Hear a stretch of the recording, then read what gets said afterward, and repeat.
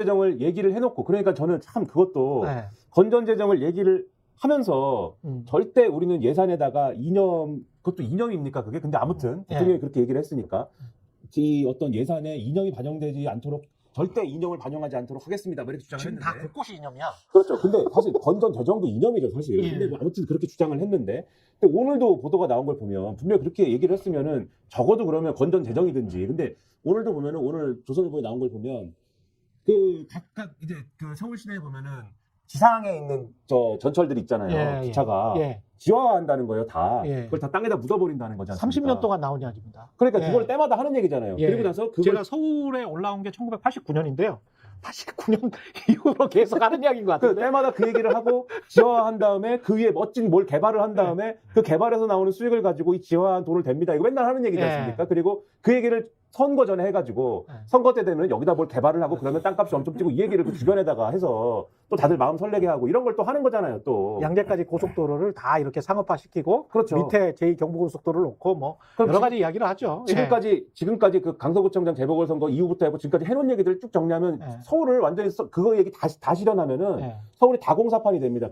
서울시 김포구가 탄생을 하고 그것과 연관돼 가지고 곳곳에 그러면 서울시 김포구 얘기할 때도 그 주변에다가 무슨 개발한다고 그랬잖아요. 제2의 판교를 만든다고 그랬잖아요. 당장 할 게 없으니까 100년 후에 할 것들을 이야기를 하는 것 같아요. 100년 동안 할 것들을. 그러니까 저 지상에 있는 걸 지하화하는 건 강서구청장 선거 이전에 나왔어요. 국내임에서 나왔었고 아마 이번에 또 그린벨트도 풀고 뭐 다 합니다. 또 쓰겠죠. 뭐 제가 볼 때는 그런 거밖에 못 쓰는 거죠. 왜냐하면 재정을 풀 수는 없으니까. 그러니까 대통령 스스로가 재정 건전화 국가라고 하니까 재정 건전화는요. 신자유주의 국가들이 지금 채택하고 있는 재정 건전화 국가라는 개념이에요.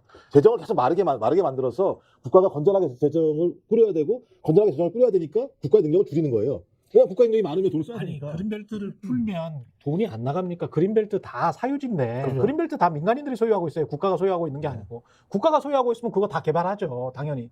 그린벨트를 민간이 소유하고 있는 거를 LH나 이쪽에서 땅을 사야 되잖아요. 그렇죠. 그러면 돈이 안 들어갑니까? LH가 지금 재정 적자가 한 많아서 한 100조 정도 나 있는 회사인데 거기에다가 돈 안 들어가나요? 그러면 그만큼 또 돈 들여서 그만큼 사고 근데 요즘 지금 땅 주인들이 거기에다가 신도시 짓겠다고 하면 지금 10만 원이니까 10만 원이 가져가세요. 그럽니까? 묶어두고 있죠. 당장 150만 원, 200만 원 달라고 하죠. 그렇죠. 예, 그러면 또 싸움 나죠. 수용해야죠. 예, 그럼 수용해야죠.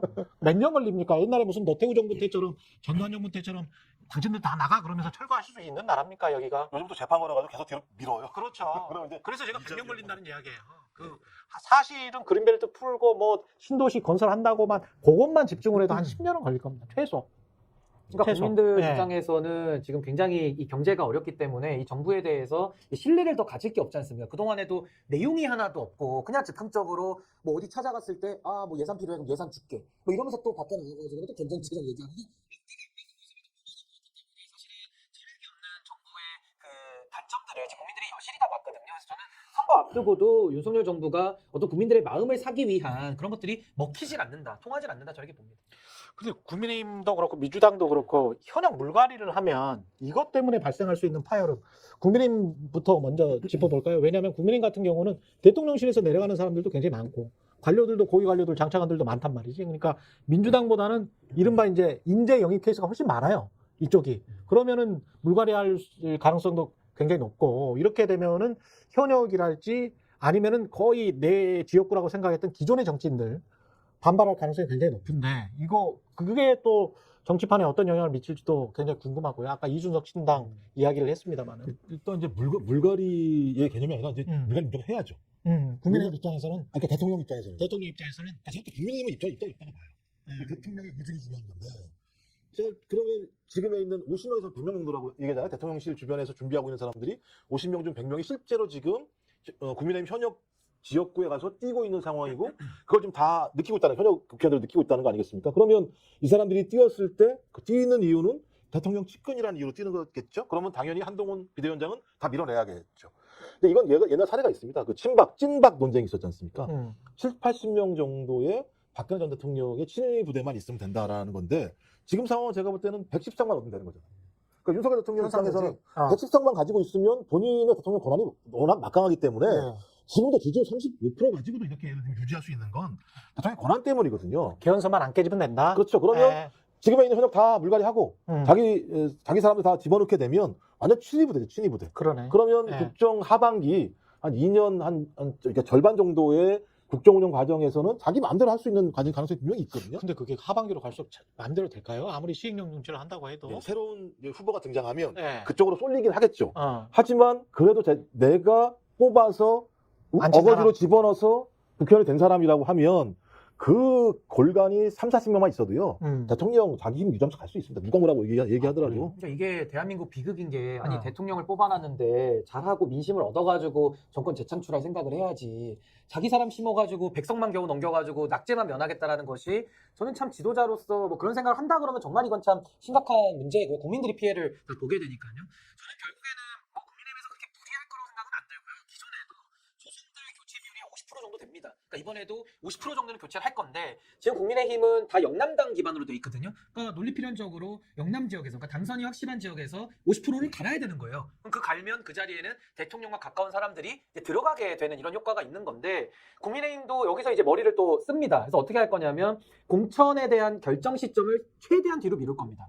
그래서 공관위에서 뭐 이런저런 사유를 들어서 이제 선거에 거의 임박해가지고 발표를 해가지고 이분들이 다른 당을 만들어서 나가기도 어렵고 그때 신당을 가도 그 신당에서 얻을 수 있는 메리트는 매우 적도록 이제 이렇게 만드는 전략을 쓸 거기 때문에 예. 뭐 국민의힘은 이제 공천에 대해서 아마 물갈이를 하는 수순으로 하도의 3지대에 최대한 영향을 미치지 않는 그런 관리 가능성 속에서 지금 이 공천 작업을 할 가능성이 매우 높다. 저는 그렇게 보고 있습니다. 그래서 사실 이준석 전 대표가 이제 얼마나 성과를 내느냐 이런 것들이 그 윤석열 대통령한테도 중요하고 국민의힘한테도 이제 중요한 거죠. 왜냐하면 네. 지금 이제 이런 거거든요. 전통적인 이제 국민의힘 시각에서 대통령의 이 후반기 안정이라는 거는 후반기 국정 운영의 안정이라는 거는 그렇게 이제 자기 사람 심어갖고 안정이라는 거는 어떤 원리로 진행이 되는 거냐면 자기 편을 막 심었다고 할 때 자기 편을 이제 국회의원으로 들여보냈다고 할 때 그 국회의원이 여론에 굉장히 민감한 지역구에 있으면 자기가 그렇게 자기의 안전이 그렇게 지켜지지 않을 거 아닙니까? 여론에 민감한 지역구에 있으면 당연히 그 여론 따라서 자기의 재선을 위해서 국회의원이 움직일 테니까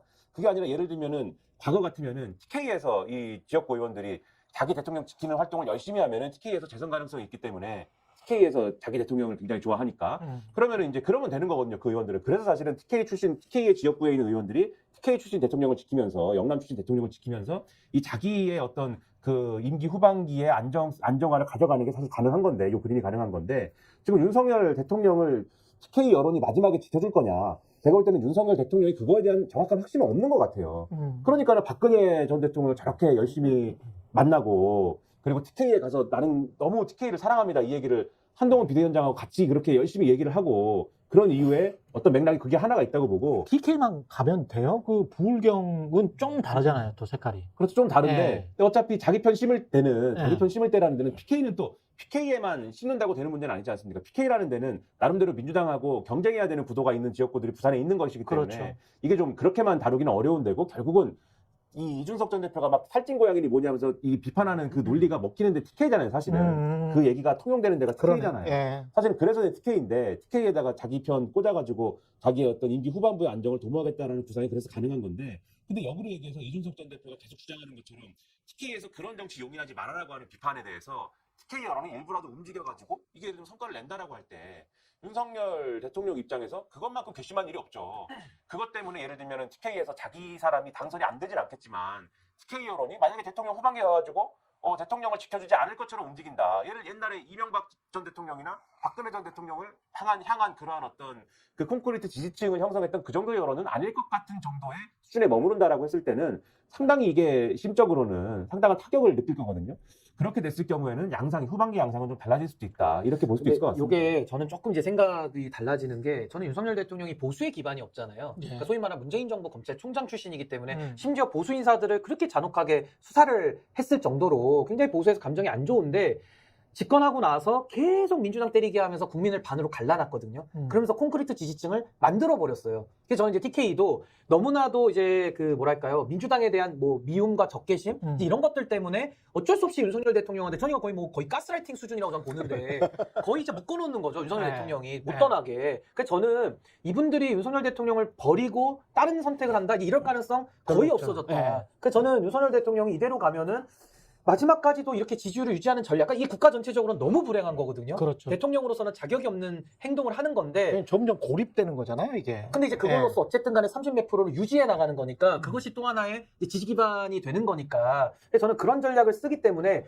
저는 이번 총선에서도 TK 의원들이 어떤 뭐 신당에 간다든지 아니면 무소속 뭐 출마는 일부 있겠지만 신당에 간다든지 이런 건 거의 없다. 왜냐하면 TK 정서 자체가 그래도 국민의힘이라는 게 끝까지 남아있어요. 인식 자체에. 그래서 과거에도 성공했던 모델이 자민련의 그날 박태준. 그때의 그 자민련 돌풍밖에 없는 거거든요. 근데 그때는 사실은 뭐 김종필 총재가 한 게 아니라 이제 포항에서 그 포스코를 가지고서 이제 그 정서로 이용해서 이긴 거기 때문에 전 이번에도 대구 지역에서 신당이 국민의힘을 뛰어넘을 만큼의 지지를 얻기는 지금 너무 어려운 상황이다. 전 이렇게 진단합니다. 그거 하나만 얘기하면 예. 제가 그게 가능하다 된다는 게 아니라 그게 중요하다.